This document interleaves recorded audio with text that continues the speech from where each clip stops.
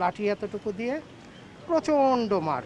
এগুলি আমি দেখাতে পারবো, মারের দাগগুলি এখনো পর্যন্ত ভালোভাবে শুকায় নাই।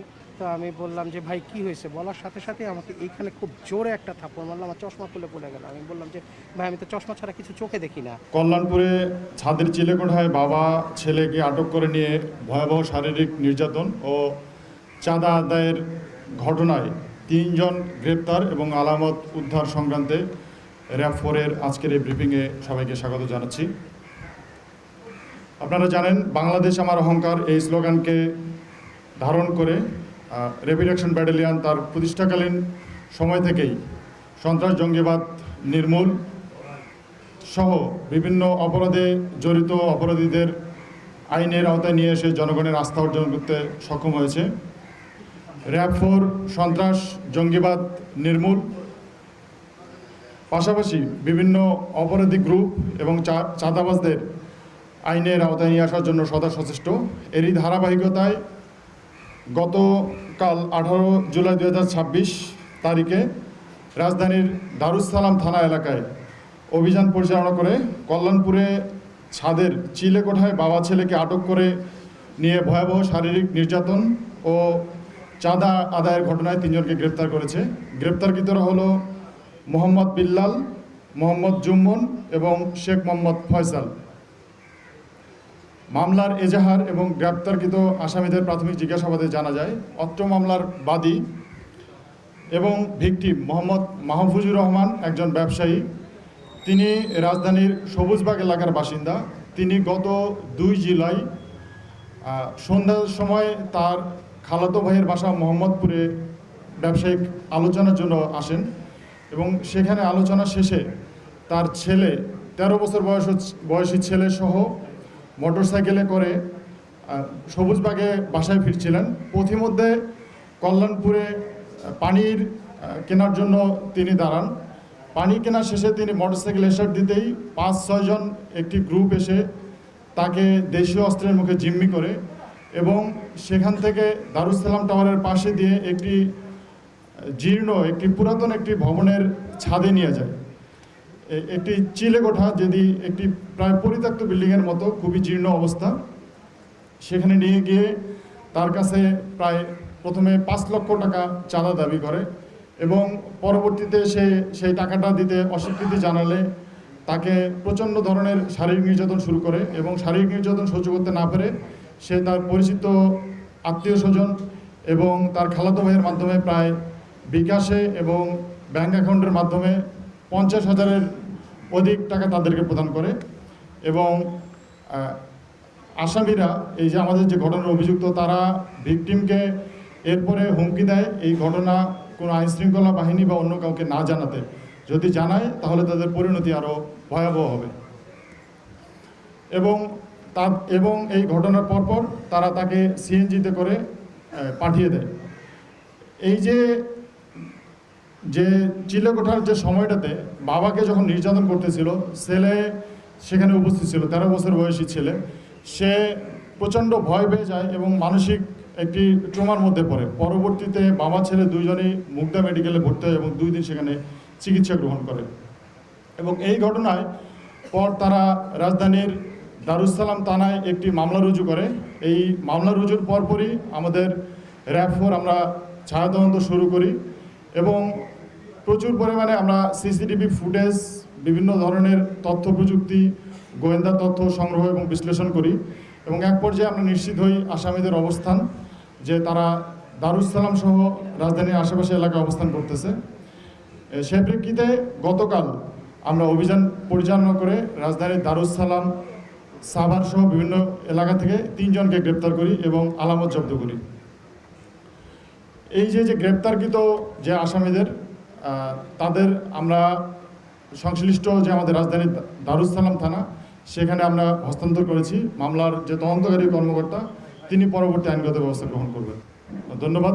এই মামলার যে আমাদের যে এখন পর্যন্ত যে মূল সাসপেক্ট যে বিল্লাল, সে একসময় এখানে কল্যাণপুরে বস্তিতে থাকে। বেশ কয়েক বছর পূর্বে সে গার্মেন্টসে চাকরির সুবাদে সে গাজীপুরে থাকতো। 7 মাস আগে তার চাকরি চলে যাওয়ার পরে সে আবার এই কল্যাণপুর বস্তিতে ফিরে আসে। এবং এখানে যে ফয়সাল, তার যেহেতু পুরাতন একটি ভবনে সে থাকতো, এই ফয়সালের সাথে সে একটি চিলেকোঠার এই রুমটাতে বিভিন্ন সময়ে মাদক সেবন করত। এবং এখানে পাশাপাশি যে আরও যে কয়েকজন ছিনতাইকারী বা এই রিলেটেড যারা অপরাধের সাথে জড়িত কয়েকজন সাথে তারা মিলিয়ে একটি প্ল্যান করে যে এই ধরনের কর্মকাণ্ড করার। তো আমরা তাদেরকে জিজ্ঞাসাবাদ করে আরও কয়েকটি ঘটনা পেয়েছি এবং তারা এই ঘটনার যারা ভিকটিম থাকতো তাদের ভিডিও করে রাখতো, যে যাতে যে আমার কাছে না আমাকে কোনো ধরনের কোনো শারীরিক নির্যাতন করেনি, তারা এখানে আমার সাথে খুব ভালো ব্যবহার করেছে এবং আমার কাছে তারা টাকা পাইতো, এই ধরনের বিভিন্ন ধরনের ভিডিও করে রাখে। তো আমরা যে আসামিদের যে মোবাইল, সে মোবাইলেও আমরা এই ধরনের কয়েকটি ভিডিও পেয়েছি যারা তাদের এই গ্রুপের ভিকটিম। তো এই ধরনের বেশ কয়েকটি ইনসিডেন্ট আমরা পেয়েছি। আর তাদের স্পেসিফিক কোনো রাজনৈতিক সংশ্লিষ্টতা আমরা পাইনি। তারপরও আমরা মামলার যে তদন্তকারী কর্মকর্তা তিনি এটা যাচাই বাছাই করবেন। তারা টার্গেট করতো, তারা তো ওই এলাকার মোটামুটি সব লোকজনকে চিনে এবং তারা একটু টার্গেট করতো, মানে তাদের মুভমেন্ট দেখেই আসলে বুঝতো যে এখানে পথচারী বা বাইরে থেকে লোকজন আসছে এবং একটু সফট টার্গেট, যেহেতু আমাদের দেখবেন যে একটা বাবা ছেলে, সফট টার্গেট তারা সিলেক্ট করেছে, এভাবেই তারা এই কাজগুলো করতো।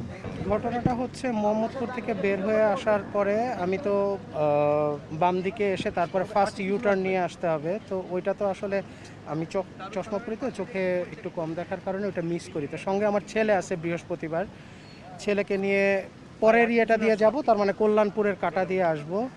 তো ওর পানি পাশা ধরছে।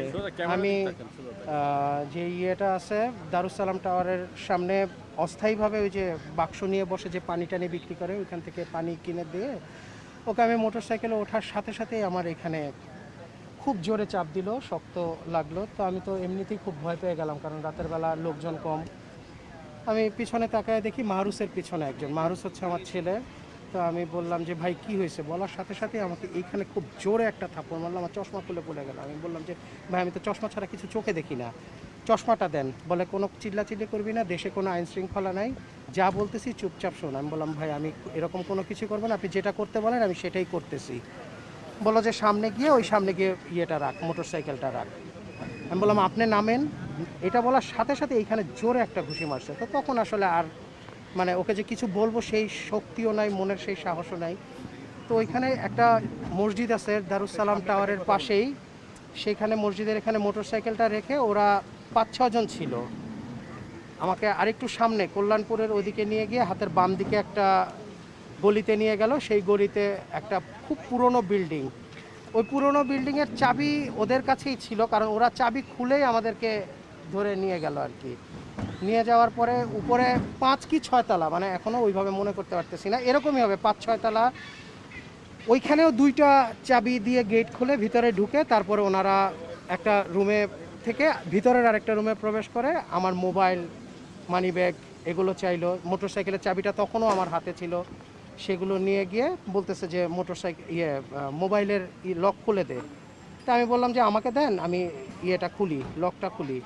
এটা বলার সাথে সাথে ওনার বয়সী একজন ছেলে এসে লাঠি এতটুকু দিয়ে প্রচণ্ড মার, এগুলি আমি দেখাতে পারবো, মারের দাগগুলি এখনো পর্যন্ত ভালোভাবে শুকায় নাই।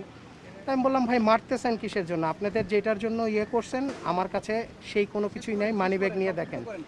তো তারপর না না না চিনতাম না, না না কাউকে চিনি না।